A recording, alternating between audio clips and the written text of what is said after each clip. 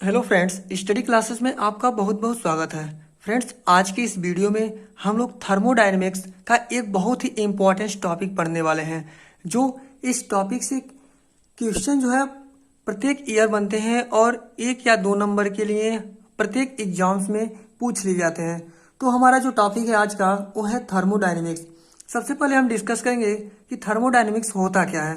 तो आइए यहाँ पर देखते हैं थर्मोडायनेमिक्स क्या होता है।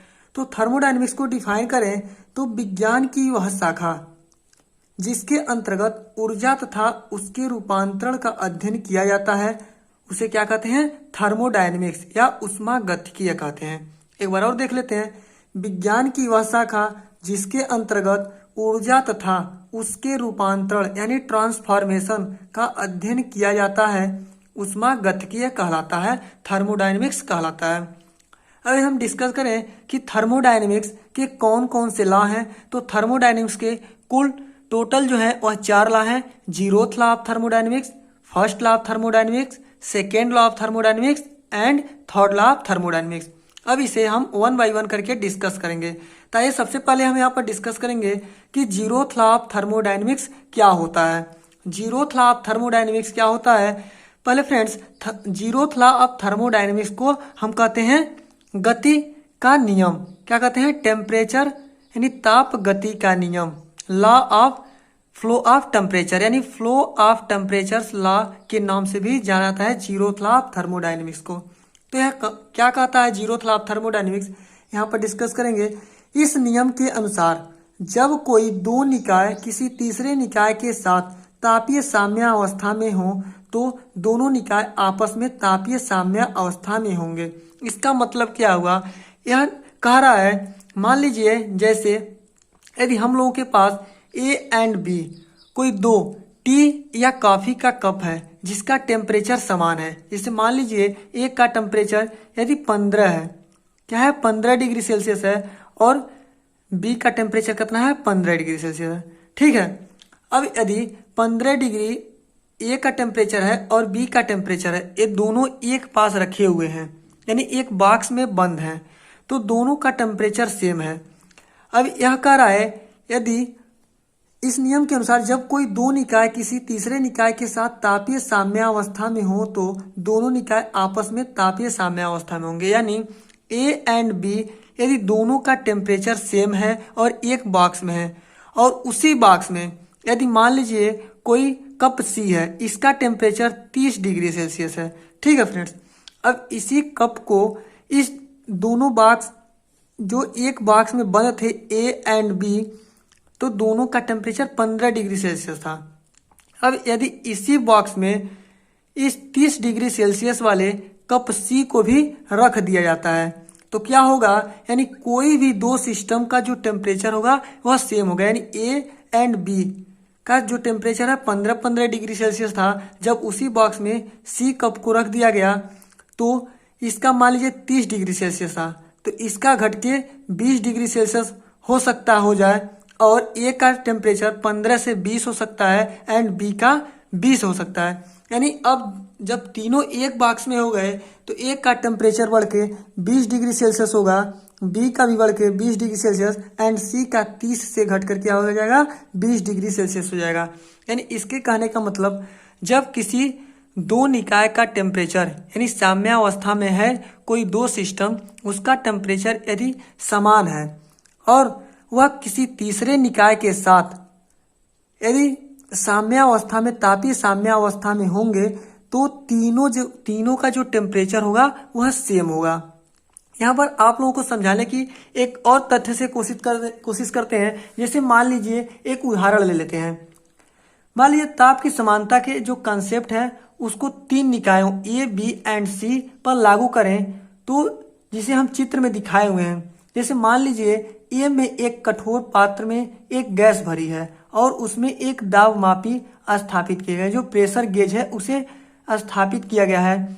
अब जो सिस्टम बी यानी कप बी तथा सी दो धातु के गोले हैं, यदि निकाय ए को निकाय बी के संपर्क में लाएं तथा निकाय ए के दाब में कोई अंतर ना आए तो निकाय ए तथा बी का तापमान जो होगा वह इक्वल होगा। इसी प्रकार ए का निकाय जो ए निकाय है उसको यदि C के संपर्क में लाएं और इस प्रकार निकाय A के दाब में कोई अंतर नहीं होगा। जब हम A और C को भी आपस में संपर्क में लाएंगे तो तापमान बराबर है। अब यदि निकाय B तथा C को एक दूसरे के संपर्क में लाएं और इन दोनों की गुणधर्मों में यानी जो प्रॉपर्टी है उनमें कोई इंटरचेंज हो यानी परिवर्तन ना हो तो निकाय B तथा C भी समान तापमान पर है। इस आधार पर हम क्या बोल सकते हैं? इस आधार पर हम कह सकते हैं यदि कोई दो निकाय यानी कोई दो सिस्टम या कोई दो कप ले लीजिए, किसी तीसरे कप के साथ थर्मल इक्विलिब्रियम यानी ऊष्मीय साम्य अवस्था में है तो वे दोनों जो आपस में निकट में आ रहे हैं उनके भी ऊष्मीय साम्य अवस्था में होने की चांसेस हैं। यानी जब किसी दो कप को हम ऊष्मीय साम्य अवस्था में रखे हुए हैं और उसके संपर्क में यदि कोई तीसरा कप लाएं, उसका टेम्परेचर यानी B और C का टेम्परेचर सेम हो जाए तो A, B एंड C तीनों आपस में थर्मल इक्विलिब्रियम में होंगे। इसे हम क्या कहते हैं?